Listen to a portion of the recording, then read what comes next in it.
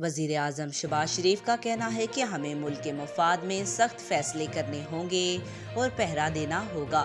تفصیلات کے مطابق وزیراعظم شہباز شریف کی زیر صدارت وفاقی کابینہ کا اجلاس ہوا، جس میں ملک کی سیاسی اور معاشی صورتحال پر غور کیا گیا۔ وفاقی کابینہ کے اجلاس میں گفتگو کرتے ہوئے وزیراعظم نے کہا کہ اجتماعی کاوشوں سے صورتحال آہستہ آہستہ بہتر ہو رہی ہے۔ پاکستان کی برآمدات میں اضافہ ہوا ہے۔ چند دن پہلے معاشی صورتحال کے بارے میں ایک رپورٹ چھپی تھی۔ کئی فیلڈز میں ہمارے اشارے بہتر ہو گئے ہیں۔ شہباز شریف نے بتایا کہ آئی ٹی اور ایکسپورٹس میں اضافہ ہوا ہے۔ ترسیلات زد میں بھی کچھ اضافہ ہوا ہے۔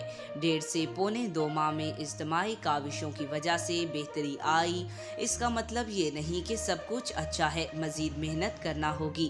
آج تک کے لیے اتنا ہی۔ مزید ایسی معلوماتی ویڈیو دیکھنے کے لیے ہمارے چینل کو سبسکرائب کریں۔